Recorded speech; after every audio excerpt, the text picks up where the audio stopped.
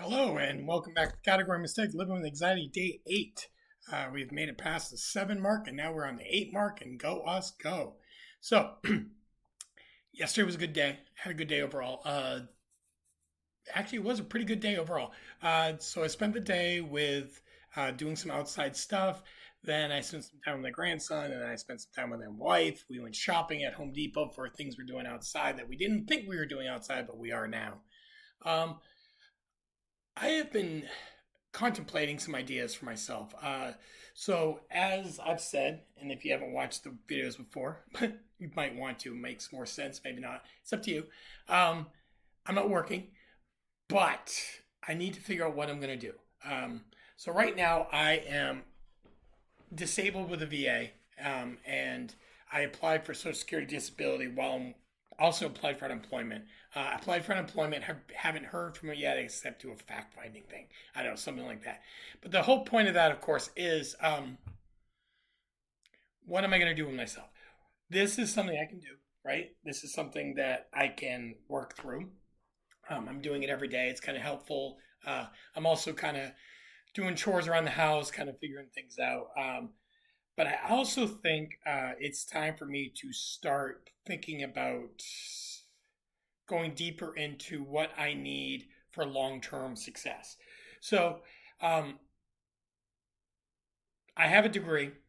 Great.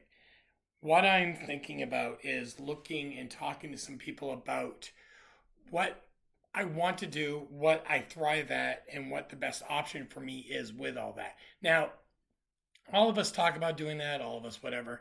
I need to actually do it. I need to not use my own self, but speak to people who aren't involved in my day to day life. Give them the facts, give them what's going on, and say, hey, what do you think? What's your idea? What's your thoughts? What's your contemplations? So that's what I'm going to start doing. Now, how am I going to do that? Pretty simple, right? What I'm going to do uh, is I'm starting to write up kind of a resume ish. It's more like a history of me, and I'm going to give it to some people that I know that don't know me like deep, you know, but they know who I am. They know enough about me, and just say, hey, if you just saw this randomly from anybody, what would you recommend? What would you do? What would you say? What would you offer for advice? And the reason I'm doing it that way is if you're really close to me, if you know me really well, you're going to tell me, hey, you love teaching, or hey, you're good at this. And our past, our you knowing who I am, will jade, or yeah, jade's a word, jade how and what you say to me. You could say what you think I want to hear. You could say what you think will make me happy. I don't want that. I don't want to be happy. I want what really needs to happen. So that's what I'm gonna do. On the other hand, I need to come to grips with uh, being okay with not doing anything right now. Uh, if you're a person like me, you might be different than me, but if you're a person like me, not doing anything, not having a job or doing anything makes you feel less than, hopeless, useless, worthless, lots of lesses words. Um, I got to get over that. My wife reminded me that in the beginning of our marriage, she had a lot of mental health stuff and physical stuff, and she didn't work. She stayed at home with the kids. She took care of herself. She went to appointments. She made herself better. And I said, well, yeah, that's what you need to do. That's what you do. That's called taking care of yourself. And I wouldn't allow myself to have that. I need to. I need to be able to give myself the grace to be okay with taking my time and making sure that I'm better as a person.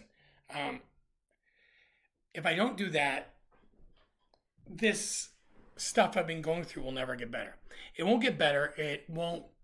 Uh, I won't be the person I'm supposed to be, uh, and that might be okay for if I was 20, but I'm not 20. Okay, it might be okay if I was a multimillionaire and had lots of things that I could be doing.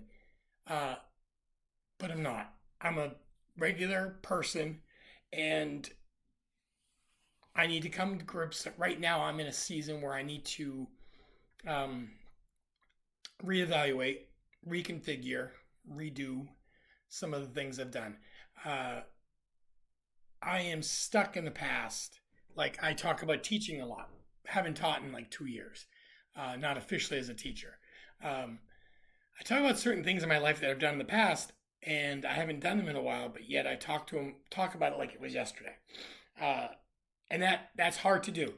The reason I do that is those are fond memories for me. Um, Also scary memories. You know, when you do a job for the first time and you love it and you're okay at it and you are succeeding in it and it's a passion for you. When you stop doing it, you don't remember the long hours all the time. You don't remember the meetings with the principal. You don't remember the meetings with the parents. You don't remember teaching through COVID, and you don't remember a lot of the negative stuff. You remember all the positive stuff. Uh, but now I've been going back and saying, okay, so some of my students have reached out to me over the years and said, you know, you were a good teacher, da da da. Okay, good. I wasn't horrible. Uh, but I also know that there were a lot of times when I was teaching that it was difficult. There was a lot of hard times. There was a lot of times where I struggled with what was going on, why it was going on, how it was going on. I struggled with grading assignments. I struggled with, okay, if I grade this student this way, their parents are going to be upset. And how do I deal with this the right way to make sure it makes sense when the parent calls the principal and the principal calls me, and has to be, you know, there has to be guideline. I kind of, for a long time, I kind of just pushed that aside. Oh, that's not a big deal. That wasn't big. That wasn't big.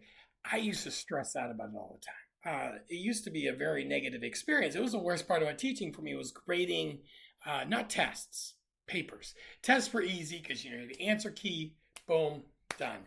Um, Tests most of the time were easy.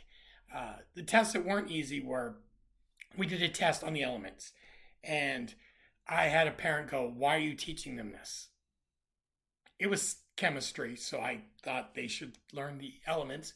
But she's like, that's just too much. That's high school work. Well, okay, I'm sorry. Uh, they don't need to know this. Well, they, in my mind, they did. We had a book, a chemistry book with the elements in it, so in my mind, they needed to learn it. But normally, tests were good because you had a right answer or wrong answer. You know, pretty simple. Multiple choice, long answers. You usually could get a gist. Most parents didn't complain about a test, answers on a test because you had an answer key. It was the long papers. It was the papers that were written where they had to have a beginning, middle, end, you know, all that stuff. That stuff stressed me out. But again, I don't talk about that stuff because I like teaching, right? Um, and then in the last 24, 48 hours, I've also realized that uh, by taking everything so personally over the last forever, uh, I've missed out on some positive things in my life. Okay, so uh, I grew up in a house where my mother got divorced from my father early age, married my stepfather early age. Stepfather then left. My mother and him got divorced when I was like eighth grade, ninth grade. Then my mother got remarried. Um, and then he passed away, and then she passed away, and boom. Those are all the highlights, right? Or lowlights. But if you hear all that, you don't say, "Well, what did you do when you were in this grade?" Or what was some of the positives for this? Or what was some of the negatives for that? And I don't ever talk about it. And the reason I don't talk about it is I don't look at it as, oh, those are positive things. I look at it as, well, um, those things were good, but they only worked out because of everything else going on. Yes, I'm fixing my camera, so if I'm in, okay. So here are some things that were positive in my life that I don't give enough credit to. Okay, um, I used to have a bus driver. She loved devil dogs. She'd give us devil dogs. Great. Devil dogs, if you don't know what they are, Google them. They're basically just it's a New England cake with frosting. It's weird. It's like a whoopie pie. If you don't know what that is, Google that too. It's like a long whoopie pie. Okay. Just give us devil dogs. I remember building snow forts in the wintertime because we'd have so much snow and crazy things would happen. I remember as a kid flying a kite and it went so long I ran out of string and then someone came and cut the string and I lost the kite. Um, I remember playing Pac-Man all times of the day. I remember my sister getting really high scores on Pac-Man. I remember sliding down banisters in our house from the second floor to the first floor. I remember going to the library. I remember writing Charles Schultz, creator of Peanuts, and he wrote back. I sent him pictures I drew. He wrote back and he said, "Great job." Da, da, da. You know, I have a book that the librarian from that library gave me because I took it out so much. Okay, I remember moving a lot and not understanding why.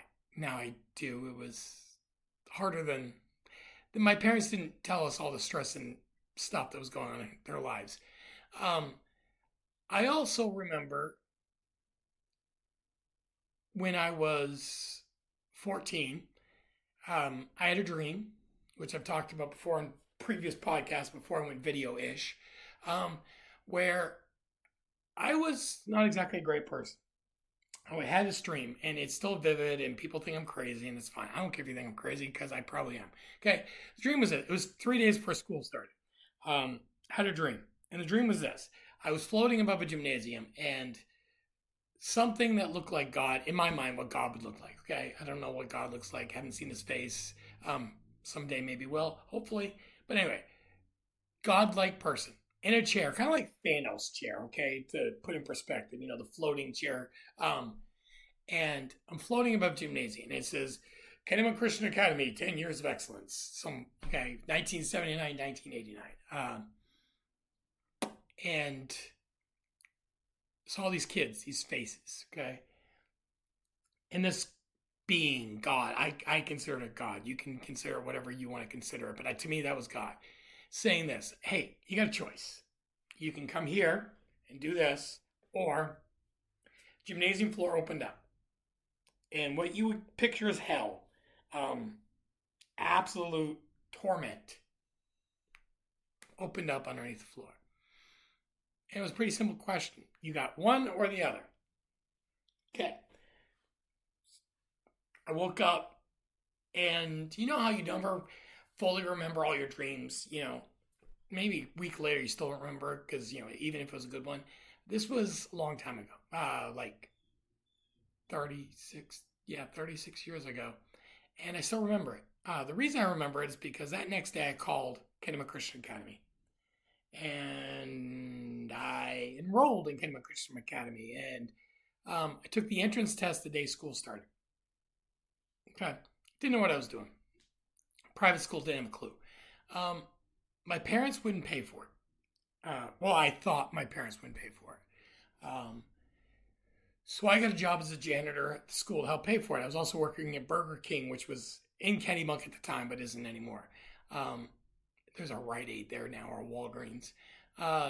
So I worked there, and I worked as a janitor. I worked at Burger King to pay my tuition.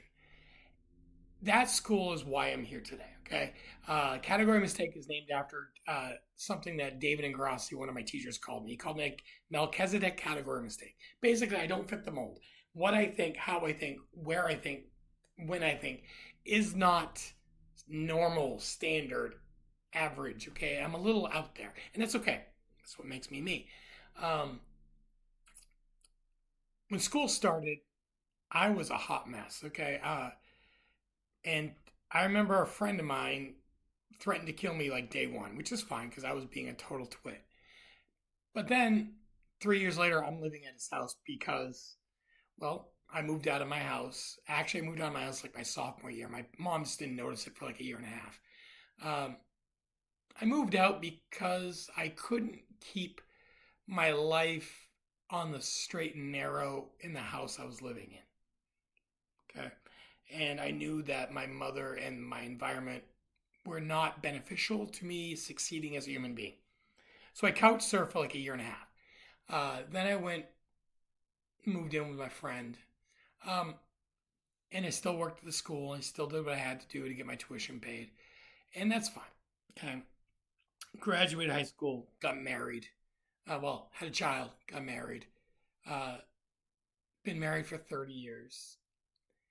But see, lately, every day almost, I forget all the stories, the things that brought me here. I only talk about what's stressing me out today. I only sometimes talk about the things that are been negative in my life. Um, there's been more positive than negative. Okay, now going to Kandahar, Afghanistan, probably negative, but because of my time in the service, I was able to help my kids go to college better, help my wife go to college. I went to college.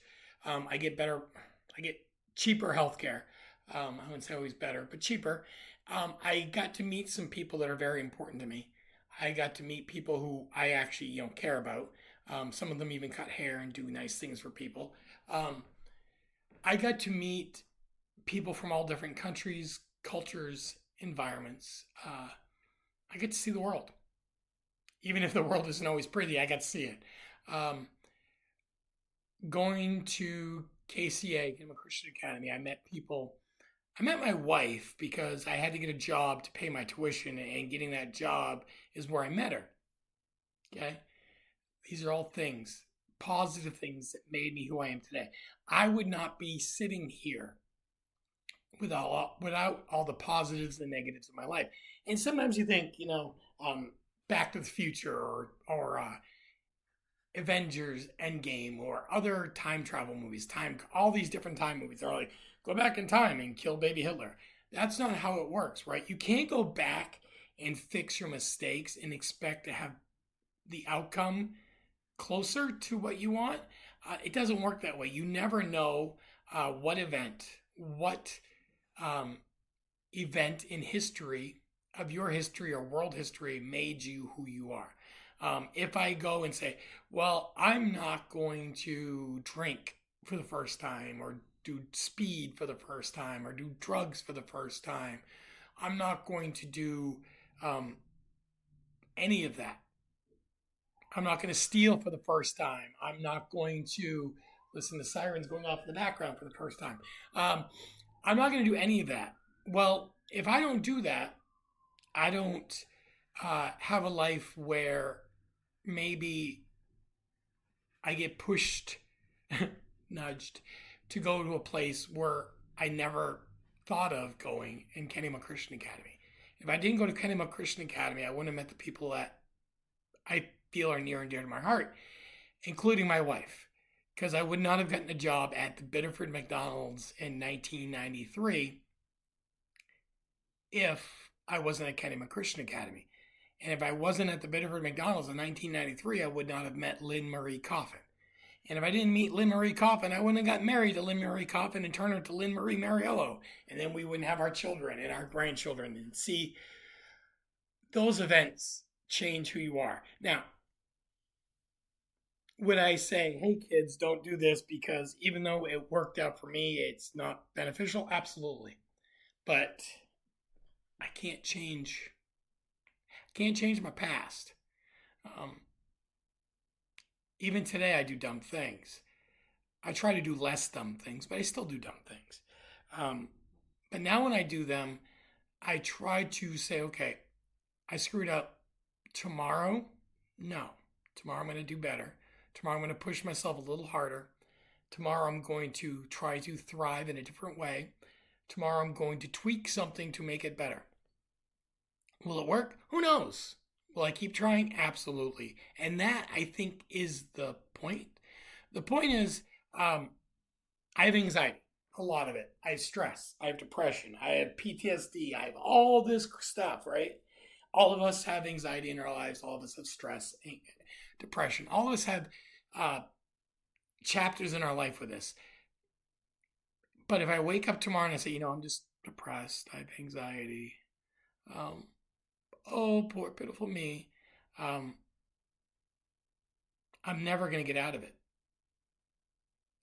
I'm never going to get out of it to figure out how to fix myself. So that's what I'm going to do. I'm going to figure out every day something different I can do. Now, I started by saying probably 4 or 5 days ago, I'm going to try to do 3 things a day, 3 positive things a day. I'm adding to that now. I'm going to do 3 positive things a day or 3 missions a day, but I'm also going to evaluate what I did the day before and what I can tweak or change or make better from the day before. So that's what I'm doing. So yesterday my wife came home. I was stressed out. I kind of snapped at her. Today, she's gonna come home, and it's gonna be a more positive experience. We're gonna maybe even like each other a little bit. Now I apologize for snapping at her. It wasn't. It was just a long day. That's the point, though. Is I'm going to every day evaluate the day before and move forward. Can I stop my anxiety? Can I stop my depression? Can I stop my PTSD and my stress? No. Can I do things to help them not rule my life every day? Absolutely. So that's it. So day 8. We've done day 8. Thank you all for watching. It's weird. I don't have a lot of subscribers. I have views on YouTube. I have listens to on Spotify. I have views on Spotify. I'm kind of all over the place, and it's great. It's weird. It's hard to understand the numbers. I'm not trying to understand the numbers. The big thing is I'm going to keep doing it, and as long as it helps me, that's all that matters right now. And if it helps somebody else, even better. So thank you all for watching. Let's go to day 9 and succeed again. Thank you all.